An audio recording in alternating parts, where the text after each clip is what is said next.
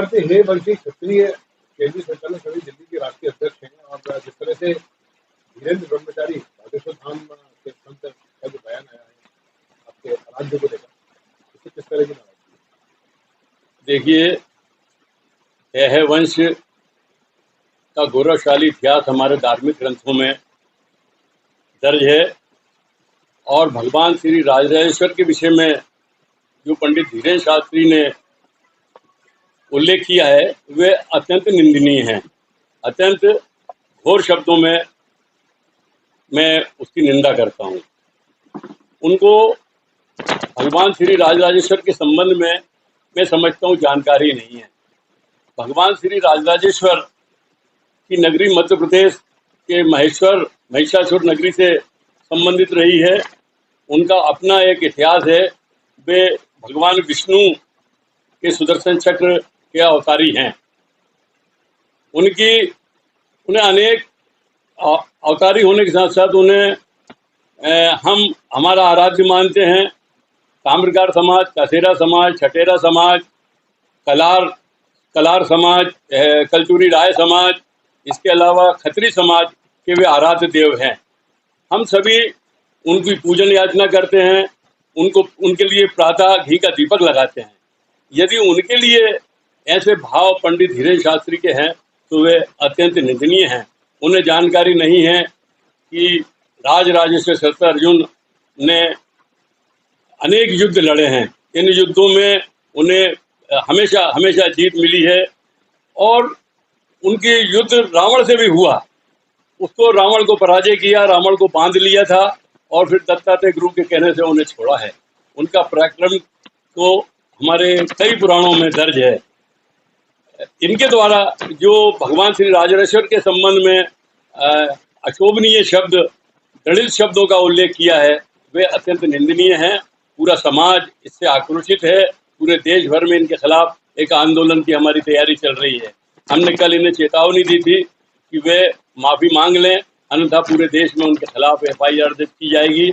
इसकी प्रक्रिया यहाँ पर बहुत से बुद्धि और तर्क के लोग ब्राह्मण और क्षत्रियों में आपस में टकराने के लिए उपाय करते रहते हैं कि 21 बार क्षत्रियों से विहीन भूमि कर दी, भू कर दी, पृथ्वी कर दी। बात मजाक और हंसी की बात यह है कि अगर 21 बार क्षत्रियों को मारा तो क्या एक बार में जब सभी क्षत्रियों को मार दिया तो फिर 20 बार क्षत्रिय कहां से आए?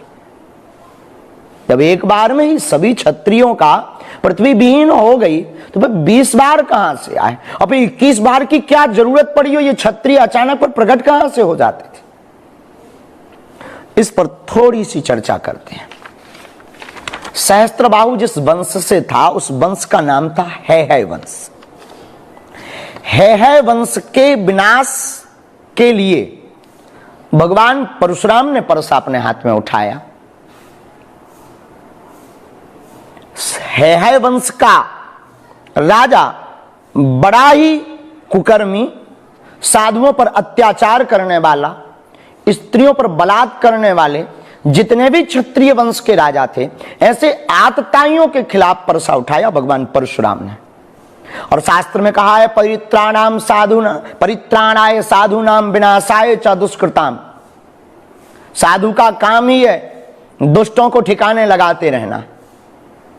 और आपने हैहय वंश के राजाओं को मारना प्रारंभ किया, लेकिन आपने शस्त्र शास्त्र की मर्यादा का पालन करते हुए कभी भी ना तो स्त्रियों पर अपना परसा उठाया, न बालकों पर अपना परसा उठाया, न बालिकाओं पर परसा उठाया। तो जब एक बार आतताई राजाओं को मार दिया पर उनके बच्चों को हाथ नहीं लगाया, और जब वो बच्चे युवान हुए और उन्होंने भी अत्याचार प्रारंभ किया और उन्होंने भी अपने पिता का बदला लेने के लिए दादा परशुराम भगवान परशुराम पर आक्रमण किया, तो फिर उन आतताइयों का वध किया, फिर उनकी संततियां हुई, फिर उनका वध किया। ऐसे क्रम में 21 बार क्षत्रियों को पृथ्वी से विहीन किया।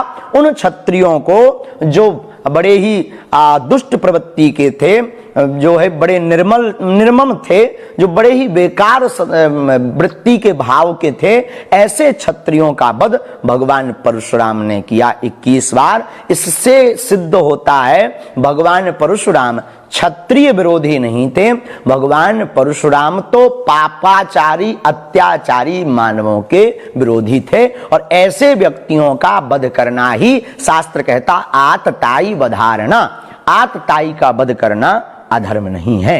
इसलिए भगवान परशुराम बहुत ही पूज्य